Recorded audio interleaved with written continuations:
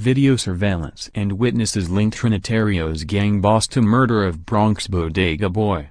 The leader of the ruthless Trinitarios crime gang has been linked to the murder of a 15-year-old boy in the Bronx after witnesses and video surveillance implicated him in the killing. Diego Suero, 29, was arrested alongside another gang member for allegedly dragging Landro Jr. Guzman Fellas into the street before he was brutally hacked to death in a machete attack.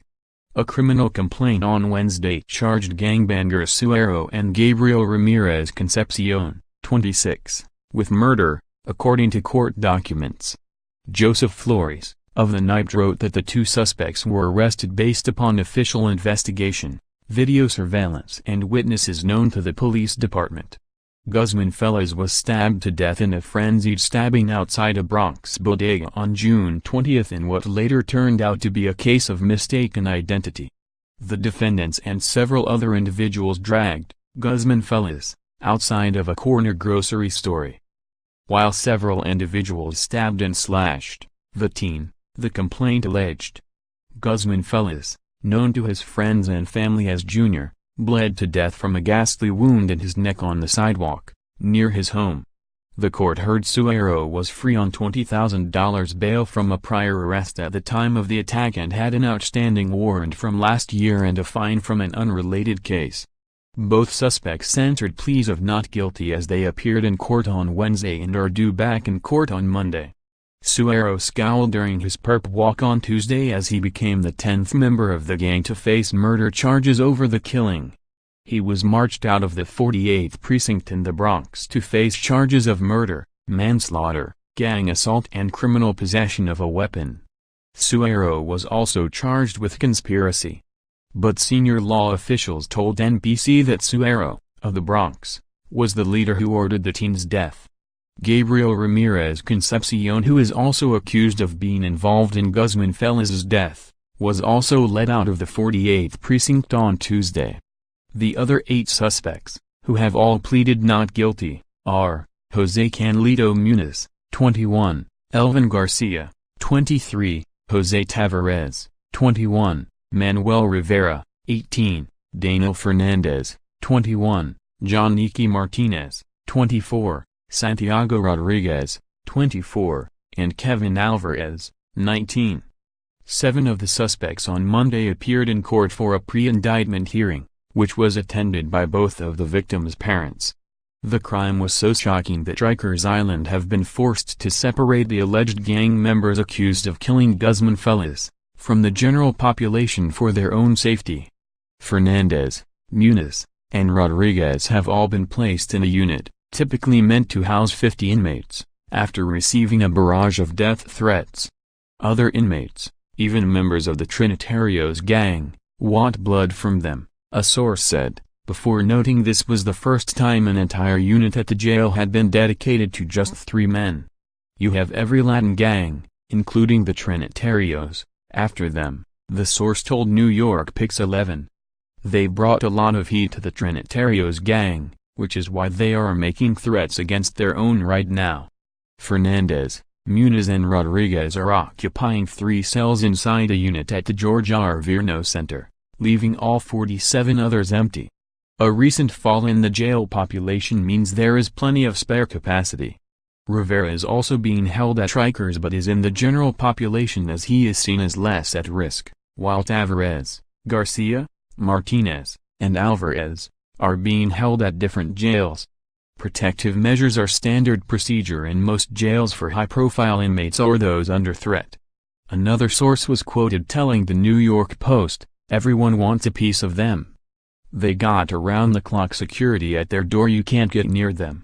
Prosecutors say the shocking murder was a case of mistaken identity, when one of the gang members falsely believed Guzman to be a man he'd seen having sex with a female love interest in a Snapchat video. The case has drawn national outrage and fury at the Dominican Street Gang, with one member even apologizing to the victim's family over social media.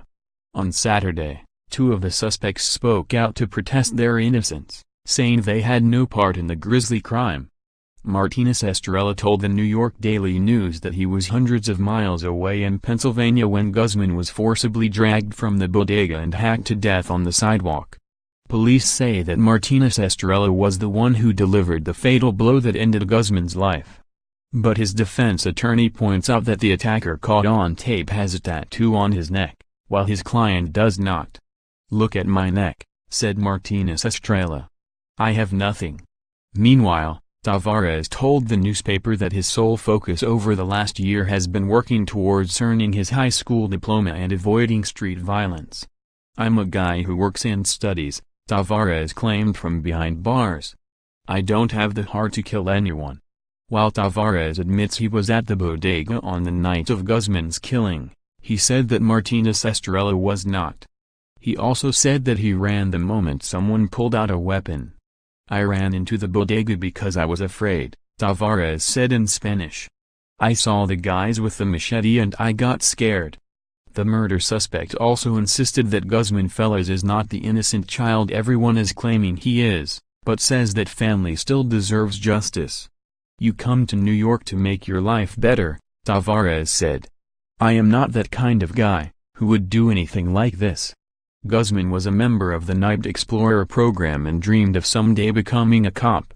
He was also remembered as a die-hard Yankees fan. He was buried on Wednesday after a funeral service attended by thousands.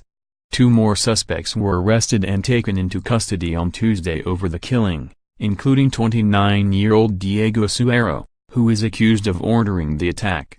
He was charged with murder, manslaughter, gang assault, conspiracy and criminal possession of a weapon.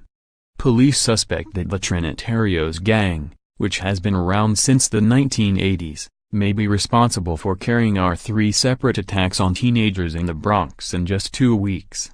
On June 8, a 17-year-old boy was accosted by 3 suspected gangsters in the Kingsbridge section of the Bronx and sliced in the head with a knife.